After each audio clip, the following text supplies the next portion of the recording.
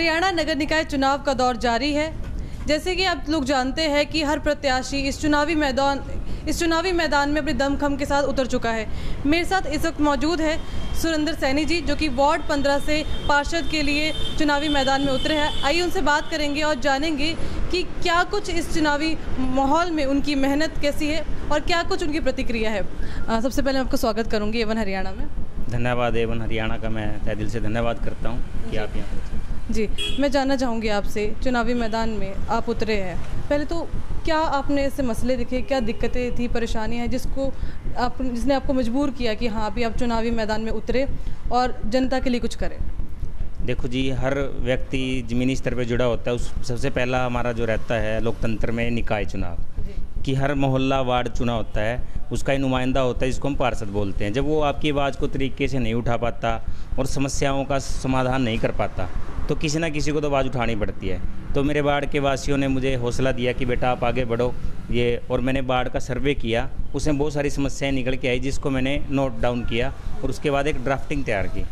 उस तरीके से मैंने कहा कि अगर आप सभी का सहयोग रहेगा, आशीर्वाद मिलेगा तो उसको हम जो अपने वार्ड में समस्याएं हैं उनको प्राथमिकता से दूर करने का काम करेंगे। जी, मैं जानना चाहूँगी पहले क्या कुछ प्रॉब्लम्स थी, ठीक है, जो हल नहीं हो पाई, ठीक है, और जिसको आप उम्मीद कर जताते हैं लोगों को कि आने वाले वक्त में आप वो मसले हल करेंगे?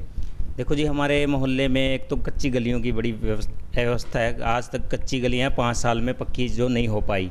कॉलोनी के अंदर पार्क तो हैं लेकिन उनकी दुर्व्यवस्था है, व्यवस्थित तरीके से उनको मैनेज नहीं किया जा रहा।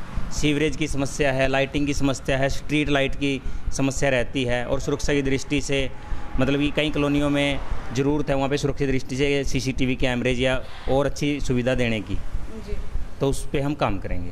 अच्छा, बात करें एक हम जैसे लोगों से मिलते हैं, ठीक है, बात नशे का एक मसला हमारे सामने, जल भराव का एक मसला है, ठीक है, और पक्के आपने सड़कों की बात की जो कि कच्ची है, ठीक है। आपको क्या लगता है कि नशे और जल भराव के लिए क्या आपके पास कुछ ब्लूप्रिंट है, कुछ रोड मैप है, इन पे काम किया जाएगा? बिल्कुल उस पर काम किया जाएगा जी। ब्लूप्रिंट मैंने तैयार किया है। मेरे कॉलोनी में जो मेरा वार्ड है उसके अंदर Durga colony, bank colony, Ekta Nagar, आदर्श कॉलोनी, ये कई कॉलोनियों में बटा हुआ वार्ड है जिसमें लगभग 1550 वोटर बैठे हुए हैं। तो उनकी अलग अलग समस्याएँ हैं, उनको मैंने नोट डाउन किया है और ड्राफ्टिंग एक तैयार की है कि प्राथमिकता के तौर पे जो चीज़ें सबसे पहले ज़रूरी हैं बेसिक, उस पर हम काम करेंगे।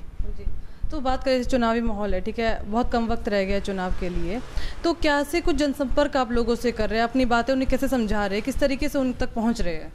देखो जी, मैं ये दिखाना चाहूँगा कि मैंने एक संकल्प पत्र तैयार किया है। मैं आपको बता रहा था कि ड्राफ्टिंग के माध्यम से कि क्या क्या चीज़ों की हमारे वार्ड में ज़रूरत है। जो मैं मेरे साथ यूथ जुड़ा हुआ है, डोर टू डोर मैंने किया है, महिलाओं का बहुत सारा सपोर्ट्स है, एक यूथ को आगे लेके आने का, वार्डवासियों का सहयोग है, एक शिक्षित और कर्मठ जो व्यक्ति उसको आशीर्वाद देने का, उनका आशीर्वाद रहा। तो ये सारी चीज़ें मैंने जो सोची हैं अपने वार्ड के लिए, उस पर मैं काम करूँगा जी। बात करें, आपने ये सब ड्राफ्ट तैयार किया है, ठीक है, इनको अमली जामा पहनाने के लिए क्या आपके पास कुछ तरीका है कि किस तरीके से इन्हें अमल करेंगे आप? बिल्कुल सही बात जी। जब तक वार्ड का नुमाइंदा अपनी आवाज़ को पुख्ता तौर पे उसमें परिषद में नहीं उठा पाता तो उसकी बात ज़्यादा तौर पे सुनी नहीं जाती। अगर मैं बात करूं, मेरे वार्ड में कुछ चीज़ें निकल के आई कि एक बहुत अच्छा बड़ा पार्क है, उसका लगभग 8 लाख रुपए का ग्रांट आया था। वो किसी कारणवश, पता नहीं पार्षद की कमी रही या मिसकम्युनिकेशन कैसा रहा, वो अपनी बातों को नहीं उठा पाया, वो ग्रांट लैप्स हो गई। वार्डवासियों की ऐसी शिकायत है। तो मैं बताना चाहूँगा मेरे वार्डवासियों की कि 3 साल का मेरा अनुभव भी है निकाय के अंदर एज एम्प्लॉय के तौर पर। वहाँ पे मैंने जॉब भी की है कि किस तरीके से अपने काम को हम दुरुस्त तरीके से करवा सकते हैं, अधिकारियों से किस प्रकार हम अपने वार्ड के लिए काम ले सकते हैं। ये जानना चाहूँगी आपका चुनाव निशान क्या है? साइकिल। तो साइकिल पूरे वार्ड में चलेगी क्योंकि सबको उनके एक मसले तक पहुंचा पाएगी? बिल्कुल जी, साइकिल चलेगी, साइकिल दौड़ेगी, क्योंकि साइकिल हमारे स्वास्थ्य का परिचायक है। आजकल लोग बड़ी बड़ी गाड़ियों से और उनसे महंगाई के दौर में साइकिल पे दोबारा आ गए हैं। तो मेरे पूरे वार्ड वासियों का सहयोग है, साइकिल चलेगी, दौड़ेगी और जो विकास का चक्कर है उस साइकिल के पहिए पे जरूर घूमेगा। आप हमारे चैनल के माध्यम से क्या कुछ अपील करना चाहेंगे? मैं ये अपील यही करना चाहूँगा कि हमारे वार्ड में 2-3 कैंडिडेट्स हैं कि एक तो मेरा वार्ड है जो इसमें बहुत सारे एम्प्लॉय हैं, वेल एजुकेटेड लोगों की कॉलोनी है ये जी, हमारा वार्ड 15 वार्ड बैंक कॉलोनी, बहुत सारे उच्च अधिकारी यहाँ पे बैठे हैं।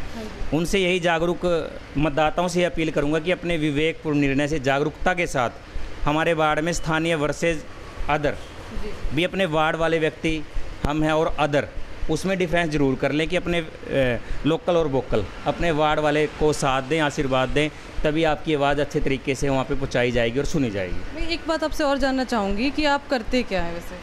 एक्चुअली मैम मैं वैसे तो मेरी टीचिंग लाइन है, माई क्वालिफिकेशन इज MA B.Ed, लेकिन मैं एज ए इंश्योरेंस के अंदर वर्कआउट करता हूँ। तो आपको लगता है आपका बिजी स्केड्यूल में आप जनता के लिए टाइम निकाल पाएंगे? बिल्कुल जी, देखो इंश्योरेंस सेक्टर भी एक ऐसा ही है कि लोगों से हमें मिलना पड़ता है। बहुत सारी NGOs के मैं अंदर काम करता हूँ, चाहे वो ब्लड डोनेशन की है या फिर हमारी सोसाइटीज़ है उसके अंदर प्रवक्ता का पद है। ज्योतिया फूले फाउंडेशन हमने बनाया हुआ है, उसका मैं टोहाना का शहरी प्रधान हूँ। उसके माध्यम से हमने टोहाना में लाइब्रेरी बनवाई है, बुजुर्गों के लिए रैन बसेरा बनवाया है कि वहाँ पे जाकर युवाओं के लिए एक सोच है कि वो अपनी स्टडी तैयारी करें। वहाँ पे एक बुक बैंक भी स्थापित किया है हमने कैंची चौक पे, जहाँ पे निःशुल्क बच्चों को हम बुक देते हैं और लोगों से बुक लेते हैं ताकि उनका सदुपयोग हो सके। जी, बात करें रोज़गार की, क्योंकि रोज़गार आजकल का एक गंभीर मुद्दा है, ठीक है? आप एक खुद वेल एजुकेटेड इंसान हैं, तो आप रोज़गार के लिए आपके क्या कुछ प्लान है? बिल्कुल जी, रोज़गार के लिए तो देखो निर्भरता की तरफ हमें बढ़ना पड़ेगा। अपना स्टार्टअप अगर हमारी यूथ करे उस पर काम, क्योंकि जॉब्स का तो है ही नहीं, बहुत सारी कम्स हैं, जॉब होती जा रही है, निजीकरण बढ़ता जा रहा है। कि मैं यूथ से यही कहना चाहूँगा कि आप अपनी एजुकेशन को हाई लेवल पे ले जाके स्टार्टअप करें कुछ ना कुछ नया, तो उसमें जो भी सरकार हमारी सहायता करती है उस तरीके से हम रोज़गार को बढ़ावा देने के लिए काम करें। बात करें जैसे अगर आप आने वाले वक्त में पार्षद बन जाते हैं, तो कई बार लोगों की कंप्लेंट होती है कि पार्षद नज़र ही नहीं आते, मिलते ही नहीं है। इलेक्शन से पहले सब जाकर वोट मांगते हैं लेकिन बाद में नज़र नहीं आते, तो क्या कहेंगे इस पर? देखो मैम, एक्चुअली में एक तो मेरा बस स्टैंड पे पर्सनल ऑफिस है और हमारे वार्ड में 2-3 एक कम्युनिटी सेंटर है जहाँ पे पार्क है, वहाँ पे व्यवस्था बनाई हुई है। मेरी एक सोच है कि वहाँ पे मैं एक प्राथमिक कक्ष ऐसा बनाऊँ, वहाँ पे एक परमानेंट एक व्यक्ति को मैं रखूँ जो कि 24 घंटे दिन में कोई व्यक्ति 9 से 5 बजे तक अपनी शिकायत वहाँ पे दर्ज करवाए कि हमारे मोहल्ले में बाढ़ में बिजली की समस्या है, खंबे की समस्या है, सीवरेज की समस्या है, वो नोट डाउन करवाए, अपनी अटेंडेंस दे उसमें शिकायत के कक्ष में। उसके बाद वो मेरे पास आएगी तो मैं उसको प्राथमिकता के तौर पे निपटाने का काम करूँगा।